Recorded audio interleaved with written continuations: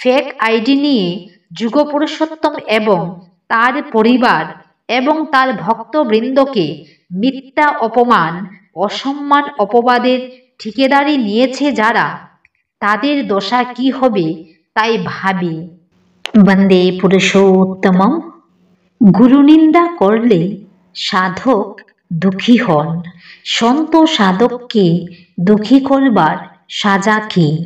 ভক্ত কবীর দাস জি তার দোহাই বলছেন, तुमने उस दरगाह का महल न देखा, गुरु गुरु परिवार और भक्त को दुख दिया।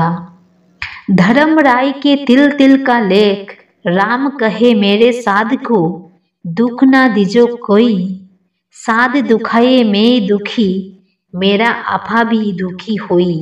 हिरण्यकशिपु उदुर बिदारिया, मैं ही मारा कंस, जो मेरे साधु को सतावे बुका खदु वंश।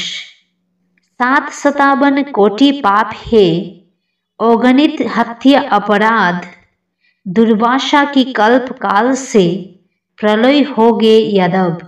परमेश्वर বলছেন, আমার নিন্দা করে আমার সন্তকে দুঃখী করো না। যদি আমার ভক্ত কষ্ট পায় আমিও কষ্ট পেতে থাকি।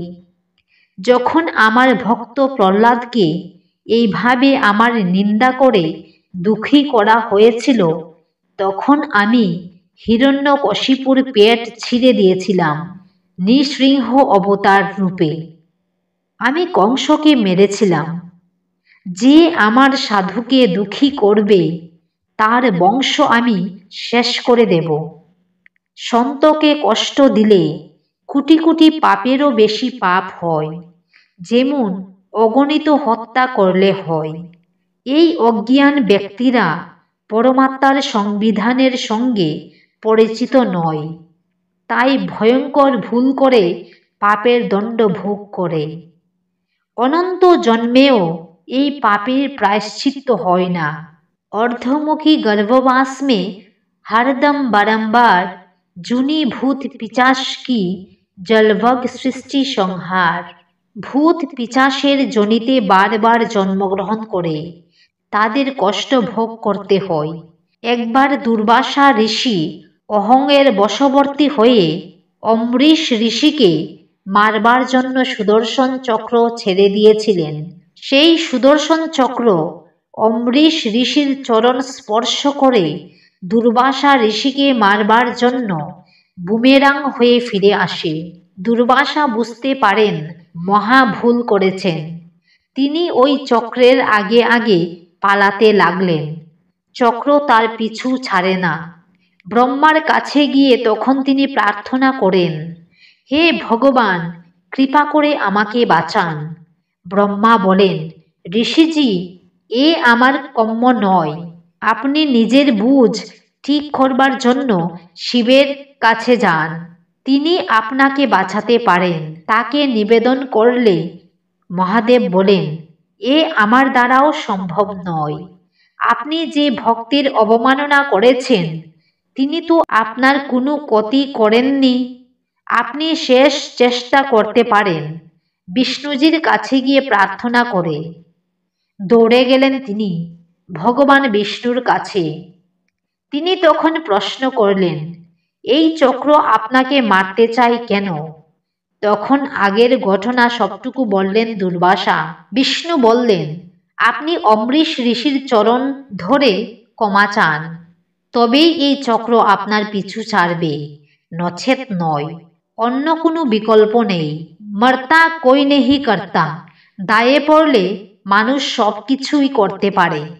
ঠেলার নাম গোপাল। আপনি অহংকার ছাড়ুন আগে। বিনা কারণে অত ক্রোধ কেন আপনার? চক্র তখনও পিছনে ধাওয়া করেছে। শেষ পর্যন্ত সকল অহংকার হে আমার ডুবাও চোখের জলে বলে অম্বরীশ ঋষির পা ধরে হৃদয় থেকে ক্ষমা চান দুর্বাসা।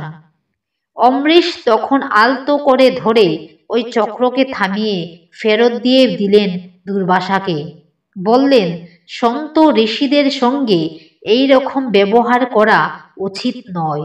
বিধি ক্ষমা করলেও বিধির বিধান আপনাকে ক্ষমা করবে না। পরিণাম খুব খারাপ হবে। দুষ্টু লোকের তেজস্ক্রিয়তা আচমকা এইভাবেই উধাও হয়ে যায়। দুর্বাসা তো ঋষি ছিলেন, তারই যদি এই অবস্থা হয়, তাহলে ফেক আইডি নিয়ে যুগপুরুষোত্তম এবং তার পরিবার এবং তার ভক্তবৃন্দকে মিথ্যা অপমান, অসম্মান, অপবাদের ঠিকাদারি নিয়েছে যারা, তাদের দশা কি হবে তাই ভাবি। পিপীলিকার পাখা ওঠে কিসের তোড়ে যেন। লিখেছেন দেবদূতি বন্দ্যোপাধ্যায়।